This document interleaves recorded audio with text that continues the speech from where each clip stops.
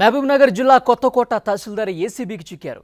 ఏకంగా 1,50,000 రూపాయల లంచం తీసుకుంటూ తహసీల్దార్ మల్లికార్జునరావు ఏసీబీకి దొరికిపోయాడు. ప్రస్తుతం ఏసీబీ సోదాలు కొనసాగుతూనే ఉన్నాయి. వివరాలు తెలియాల్సి ఉంది.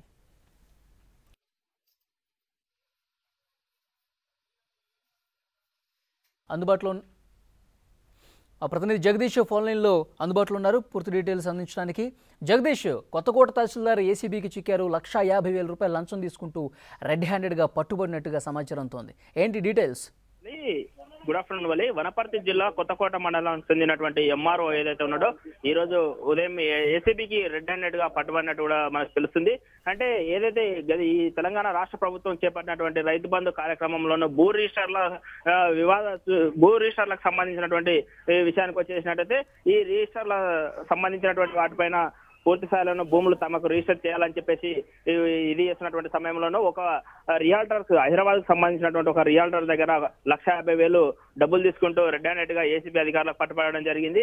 అంటే గత కొద్ది రోజుల నుంచి భూ వివాదం ఏదైతే పెండింగ్ లో ఉన్నదో వనపర్తి జిల్లా కొత్తకోట మండలం సరౌండింగ్ లో ఒక సర్వే నెంబర్ సంబంధించినటువంటి భూ వివాదం ఉన్నటువంటి నేపథ్యంలోనూ 1,50,000 రూపాయలు ఇస్తే తమకు రిజిస్టర్ చేయిస్తానని చెప్పేసి ఎంఆర్ఓ అతనికి చెప్పడం జరిగింది. అయితే అదే విషయాన్ని అతను ఏసీబీలో అధికారులను సంప్రదించడం జరిగింది. ఈ ఒక పక్క ప్లాన్ ప్రకారం ఏసీబీ అధికారులు ఈ రోజు రైడ్ చేసేసి అతన్ని ఏసీబీ అధికారులు అరెస్ట్ చేయడం కూడా జరిగింది.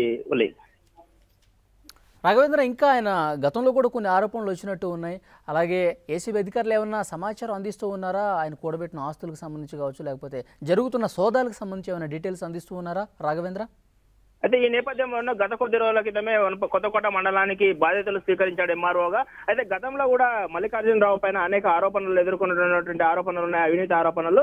అదే కోణంలో చూసినట్టయితే ఈ రోజు ఈ రియాల్టర్ సంబంధించినటువంటి భూ వివాదము ఏదైతే హైదరాబాద్ లో ఉన్నటువంటి ఒక రియాల్టర్ సంబంధించినటువంటి భూ వివాదాన్ని అంటిపెట్టడానికి ప్రయత్నించినటువంటి నేపథ్యంలోనూ అదైతే ఈ రియాల్టర్ ఏసీబీ అధికారులకు సమాచారం ఇవ్వడం జరిగింది. అంటే గతంలో అనేక ఆరోపణలు ఎదుర్కొంటున్నటువంటి ఈ మల్లికార్జునరావు ఈ రోజు రెడ్ హ్యాండెడ్ గా పట్టుబడడం జరిగిందని చెప్పేసి ఏసీబీ అధికారులు వెల్లడించడం జరిగింది.